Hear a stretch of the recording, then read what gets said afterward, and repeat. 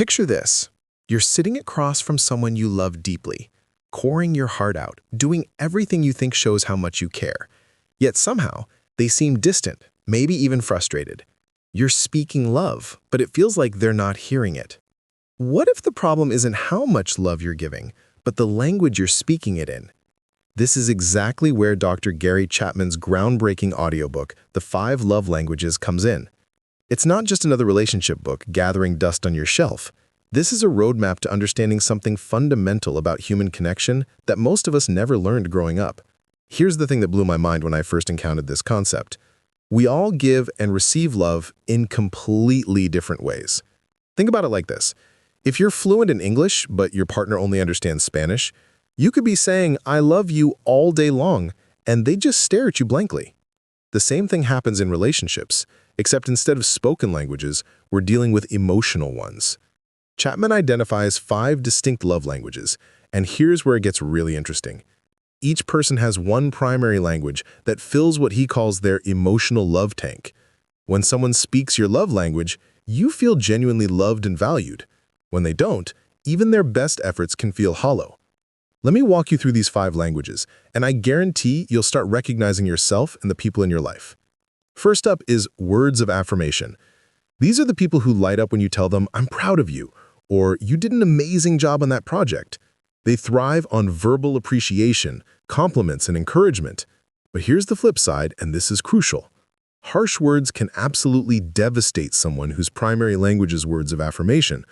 A thoughtless comment can linger in their mind for weeks. Then there's acts of service. For these folks, actions truly speak louder than words. When you say, "Let me do that for you," and actually follow through, you're speaking directly to their heart. They feel most loved when you help with the dishes, fix something that's broken, or take care of a task they've been dreading. It's not about grand gestures, it's about showing up in practical ways. The third language is receiving gifts. Now, before you roll your eyes and think this sounds materialistic, hear me out. This isn't about expensive presents or keeping up with the Joneses. It's about the thought behind the gift. When someone with this love language receives something, their first thought is often, "They were thinking of me." It could be a wildflower picked on a walk, or their favorite candy bar grabbed at the checkout line. The price tag doesn't matter, the intention does. Quality time is the fourth language, and it's all about undivided attention. These people feel most loved when you put down your phone, turn off the TV, and really focus on them. It's not just about being in the same room, it's about being mentally and emotionally present. A 20-minute conversation where you're fully engaged means more to them than a whole evening of distracted togetherness. Finally, there's physical touch. This goes way beyond romance, though that's certainly part of it. We're talking about appropriate, meaningful physical connection. A hug after a tough day, holding hands while walking, a pat on the back when they accomplish something. For people with this love language, physical touch is like a direct line to their emotional core. Now, here's where most people get stuck. They discover these languages and think, okay, cool concept, but then they don't do anything with the information. Knowledge without action is pretty much useless, right? So how do you figure out your own love language? Start by asking yourself some honest questions. What do you desire most from the people you love? How do you typically express love to others? What do you complain about most often in your relationships? These patterns will start pointing you toward your primary language. There's also an official quiz that comes with the audiobook, usually as a PDF resource. Take it. Have your partner take it. Have your kids take the version designed for them. This isn't just an interesting personality test. It's practical intelligence you can use immediately. But here's the real game changer. Once you know your love language and your partner's, you have to actually use this information. I've seen too many people learn about love languages and then continue doing exactly what they've always done. Let's say you discover that your primary language is quality time, but your partner's is acts of service. Instead of expecting them to sit and talk with you for hours, which is what fills your tank, you need to start speaking their language. Maybe that means taking over the grocery shopping or handling the bills without being asked.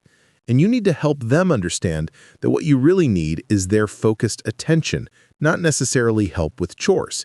This requires some vulnerable conversations. Try something like, "I listened to this audiobook about love languages, and I think mine might be quality time. What do you think yours is?" Notice how that's framed as curiosity, not accusation. This isn't about pointing out what your partner is doing wrong. It's about building something better together. The audiobook format is particularly powerful for this material. There's something about hearing Dr. Chapman's voice, the way he tells stories from his decades of marriage counseling, that makes the concepts stick. You can listen while commuting, exercising, or even together with your partner. I know couples who've made it a weekly ritual to listen to a chapter together and then discuss it. What makes this approach so effective is that it gives you concrete actions to take. Instead of vague advice like communicate better, you get specific strategies.